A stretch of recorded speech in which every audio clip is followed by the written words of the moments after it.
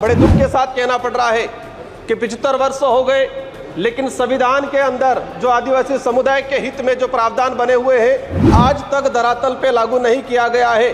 बड़े दुख की बात है कि 5वीं अनुसूची और 6वीं अनुसूची क्षेत्र में रहने वाली आम जनता को आज तक इनके अधिकारों के बारे में नहीं बताया गया, नहीं पता चला उनको। आज रिजर्वेशन का निजीकरण किया जा रहा है, यह भी एक संविधान पे कुठाराघात है। जातिगत जनगणना की लंबे समय से मांग चल रही है, जातिगत जनगणना नहीं हो रही है, यह भी एक संविधान पे कहीं के कुठाराघात है। मणिपुर की जो घटनाएं हुई है उससे भी यह सिद्ध होता है कि संविधान पे कहीं के कुठाराघात है। खनन के नाम पे पैसा एक्ट के तहत ग्राम सभा का बिना परमिशन के और लिया गया, कहते हैं राष्ट्रहित। आदिवासियों का घर उजाड़ के किसी उद्योगपतियों को जमीन देना कौन सा राष्ट्रहित है? क्लियर है कि ये कहीं न कहीं पूरे संविधान की धज्जियां उड़ाने का काम किया गया है। आज तक इन सुप्रीम कोर्ट हाई कोर्ट के जो जजमेंट है वो आज तक लागू नहीं किए गए। आप अपन निकाल के देखेंगे जितने भी जजमेंट आए ट्राइबल इलाके के हित को लेके आज तक उनको लागू नहीं किया गया है। लोकतंत्र में जिस तरह से तानाशाही हो रही है ये कहीं न कहीं आज आम जनता आम गरीब के लिए दिक्कत है। जल जंगल जमीन आदिवासी जीवन का आधार है, ये बिरसा मुंडा जी और जयपाल सिंह मुंडा का कहना था, लेकिन आज उसी जल जंगल जमीन को उजाड़ा जा रहा है।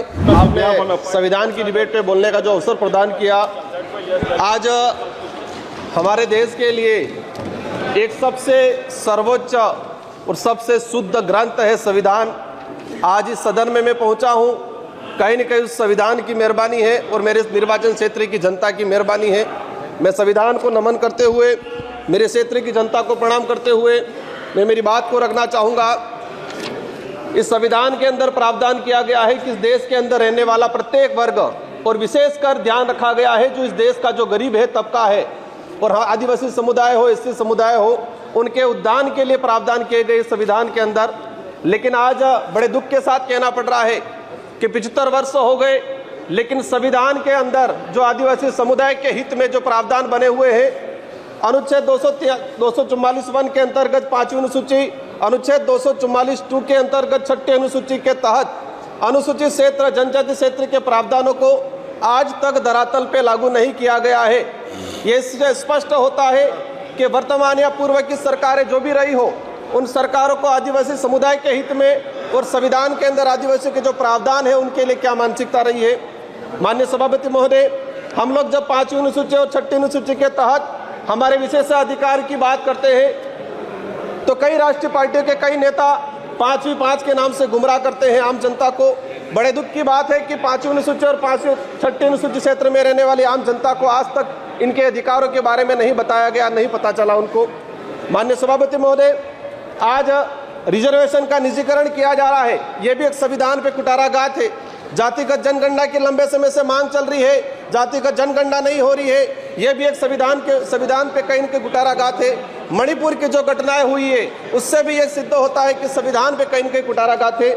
माननीय सभापति महोदय, इस अवसर पे मैं भीमराव अम्बेडकर जी, बाबा साहब, जयपाल सिंह मुंडा, नेहरू जी, ऐसे कई महापुरुषों को याद करना चाहूँगा जिन्होंने इस देश को शानदार संविधान दिया है। और इसी अवसर पे आज ही के दिन जो शहीद हुए सैनिक हैं इनको भी नमन करना चाहूँगा। संविधान के प्रावधान के तहत पैसा एक्ट आया इस देश के अंदर, 1996 में पैसा एक्ट आया, आज 28 साल हो गए, लेकिन आज भी कई राज्यों में पैसा एक्ट के कानून नहीं बने हुए हैं। माननीय सभापति महोदय, पैसा एक्ट में प्रावधान है कि शेड्यूल एरिया के अंदर जो भी जमीन है, कोई भी उद्योगपति या कोई भी गवर्नमेंट लेती है तो उसको पैसा एक्ट की ग्राम सभा के तहत अनुमति लेना अनिवार्य है। लेकिन आदिवासी क्षेत्र के अंदर देखा गया है कि राष्ट्रहित के नाम से भूमि अधिग्रहण की जाती है, पैसा एक्ट को नजरअंदाज किया जाता है। हमने कई जगह देखा खनन के नाम पे पैसा एक्ट के तहत ग्राम सभा का बिना परमिशन के और लिया गया, कहते हैं राष्ट्रहित। आदिवासियों का घर उजाड़ के किसी उद्योगपतियों को जमीन देना कौन सा राष्ट्रहित है? आप देख सकते हैं, सबसे बड़ा उदाहरण है हसदेव का, जहां पर फर्जी ग्राम सभा गठित किया गया। क्लियर है कि ये कहीं न कहीं पूरे संविधान की धज्जियां उड़ाने का काम किया गया है। माननीय सभापति महोदय, हम अगर देखना चाहें कि कितनी जगह पैसा एक्ट की ग्राम सभा की अनुमति ली गई, पिछले 10 सालों के अंदर कितने प्रोजेक्ट ट्राइबल इलाके में लागू किए गए और कितनी जगह पैसा एक्ट की ग्राम सभा ली गई है। 10 सालों का अगर डाटा निकाल के देखेंगे, दूध का दूध पानी का पानी हो जाएगा और यह स्पष्ट हो जाएगा कि वर्तमान सरकारें हो या पूर्व की सरकारें हो, आदिवासी समुदाय के जो संवैधानिक अधिकार है उनके लिए कितने संवेदनशील है। माननीय सभापति महोदय, आज अगर हम बात करें, जब जयपाल सिंह मुंडा संविधान सभा की जब चर्चा हो रही थी तो जयपाल सिंह मुंडा ने कहा था कि आदिवासियों को लोकतंत्र सिखाने की जरूरत नहीं है, आदिवासियों से लोकतंत्र सीखने की जरूरत है जो हजारों सालों से जीता आ रहा है।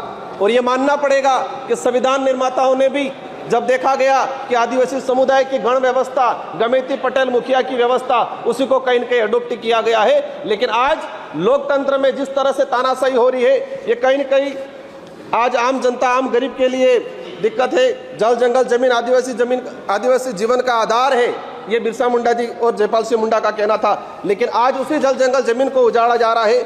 माननीय सभापति महोदय, आदिवासी समुदाय को अपना अलग एक पहचान, पूर्वजों के त्याग बलिदान आधार पर आरक्षण का अधिकार मिला है। और देश की आज़ादी में अगर देखा जाए, सबसे अधिक अगर त्याग बलिदान दिया गया है तो आदिवासियों का त्याग बलिदान दिया गया है। लेकिन आज उसको नजरअंदाज किया जाता है। हाल ही राजस्थान की सरकार ने ST/ST की जमीन को गैर आदिवासियों के खरीद पर अनुमति देकर ST/ST के संवैधानिक अधिकारों पर कहीं न कहीं कुठाराघात किया है।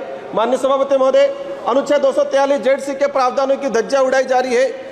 आदिवासियों के संवैधानिक अधिकारों को लेकर सुप्रीम कोर्ट के कई जजमेंट आए। Samatha judgement 1997, Vedanta judgement 2013, Ramareddy versus state Andhra Pradesh 1998, Kailash बनाम महाराष्ट्र सरकार 11 जनवरी 2005। लेकिन आज तक इन सुप्रीम कोर्ट, हाई कोर्ट के जो जजमेंट है वो आज तक लागू नहीं किए गए हैं। आप अपन निकाल के देखेंगे, जितने भी जजमेंट आए ट्राइबल इलाके के हित को लेके, आज तक उनको लागू नहीं किया गया है।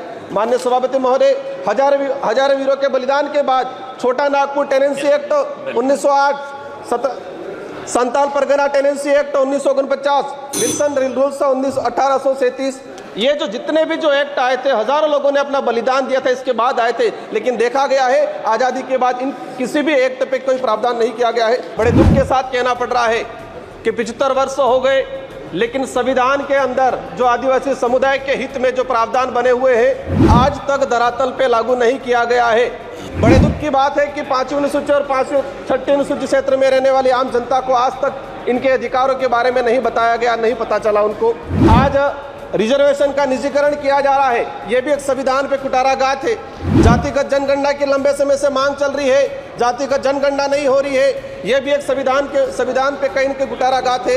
मणिपुर की जो घटनाएं हुई है, उससे भी यह सिद्ध होता है कि संविधान पे कहीं न कहीं कुठाराघात है। खनन के नाम पे पेश एक्ट के तहत ग्राम सभा का बिना परमिशन के और लिया गया, कहते हैं राष्ट्रहित। आदिवासियों का घर उजाड़ के किसी उद्योगपतियों को जमीन देना कौन सा राष्ट्रहित है? क्लियर है कि ये कहीं न कहीं पूरे संविधान की धज्जियां उड़ाने का काम किया गया है। आज तक इन सुप्रीम कोर्ट, हाई कोर्ट के जो जजमेंट है वो आज तक लागू नहीं किए गए हैं। आप अपन निकाल के देखेंगे, जितने भी जजमेंट आए ट्राइबल इलाके के हित को लेके, आज तक उनको लागू नहीं किया गया है। लोकतंत्र में जिस तरह से तानाशाही हो रही है, ये कहीं न कहीं आज आम जनता, आम गरीब के लिए दिक्कत है। जल जंगल जमीन आदिवासी जीवन का आधार है, ये बिरसा मुंडा जी और जयपाल सिंह मुंडा का कहना था। लेकिन आज उसी जल जंगल जमीन को उजाड़ा जा रहा है।